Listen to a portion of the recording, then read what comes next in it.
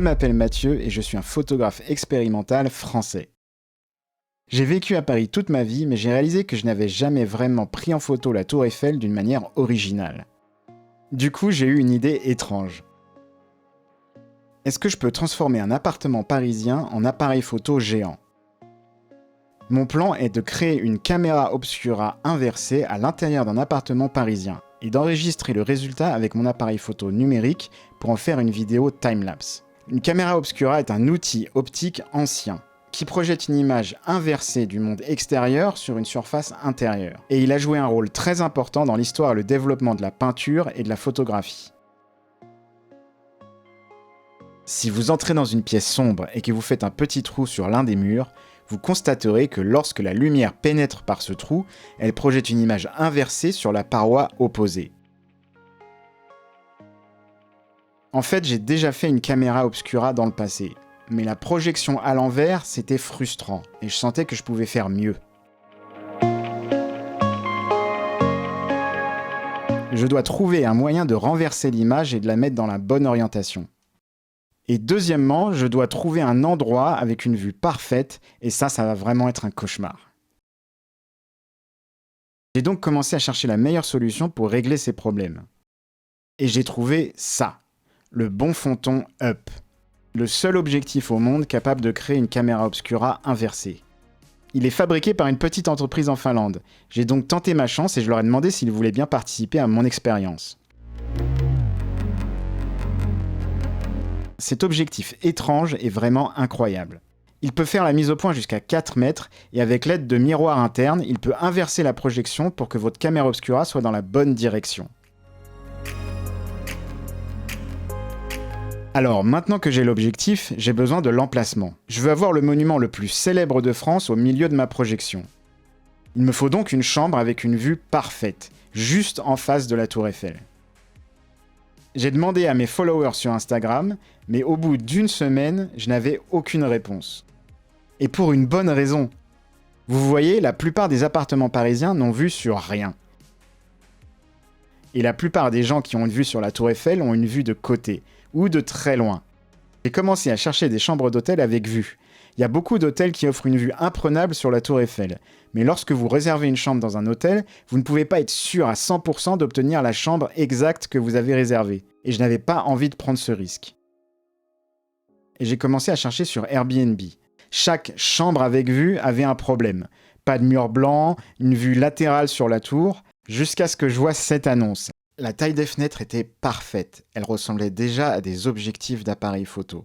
Les murs étaient blancs, et quand j'ai vu la vue du 6e étage, je savais que c'était exactement ce que je cherchais. J'ai demandé au propriétaire s'il était d'accord pour que je fasse une expérience chez lui. Et après qu'il ait dit oui, j'ai fait une réservation et préparé tout mon matériel.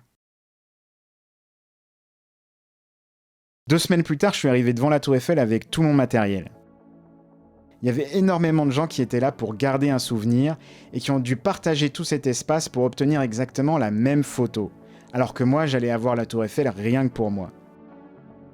Quand je suis arrivé, j'ai dû monter au 6e étage avec tout mon matériel en empruntant un escalier terrifiant.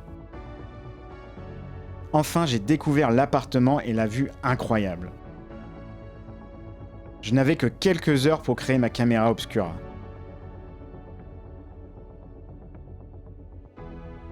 Voici les éléments pour créer une caméra obscura. Un scalpel, un objectif grand angle, du papier d'aluminium, un objectif 50 mm, du ruban adhésif, un spray à eau, des ciseaux et l'objectif Bonfonton Up, bien sûr.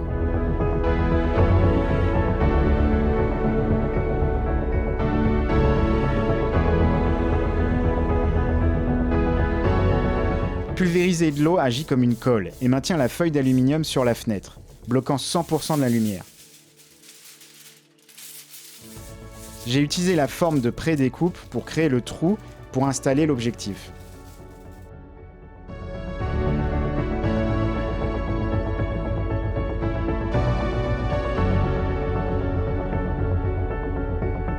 Quand je me suis retourné, j'ai vu le premier résultat.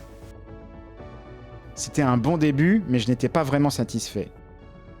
J'ai vu qu'il y avait un problème avec les portes de l'armoire marron, et aussi avec la porte d'entrée qui était trop profonde.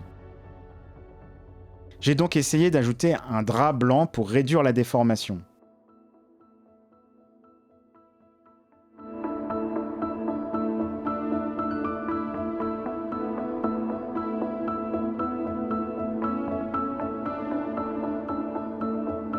Le résultat ne me plaisait pas vraiment et j'ai commencé à me dire que j'avais peut-être pas choisi le bon endroit. Je suis allé dans la chambre pour récupérer quelque chose dans mon sac à dos et j'ai réalisé que ça fonctionnerait beaucoup mieux même si la pièce était plus petite. J'ai utilisé le sac de mon trépied pour bloquer la lumière sous la porte.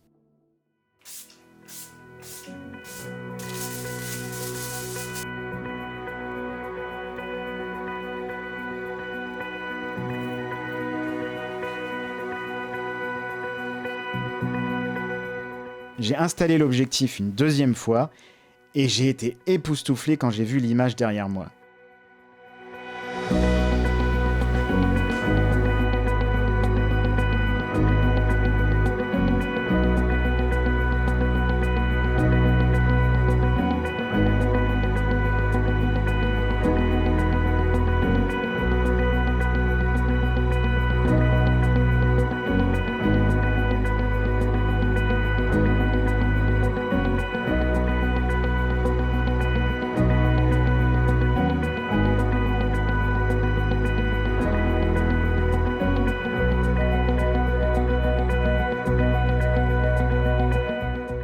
L'installation de l'objectif et la prise de vue en timelapse prend beaucoup de temps et la journée passait très vite. Je suis sorti chercher à manger et j'ai vu que le soleil commençait à se coucher. Alors j'ai couru aussi vite que possible vers l'appartement et j'ai presque failli tomber dans l'escalier.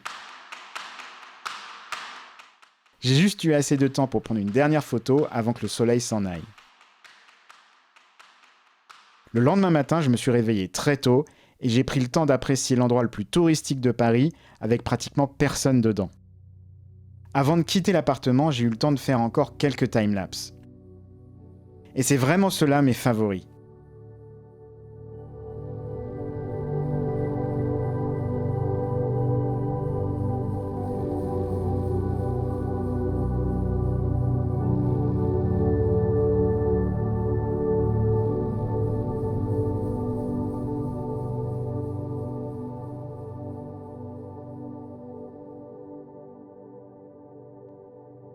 Ce projet était un vrai défi. Il m'a vraiment fait sentir qu'on peut créer des images incroyables avec un minimum d'équipement, mais une énorme quantité d'efforts et de créativité.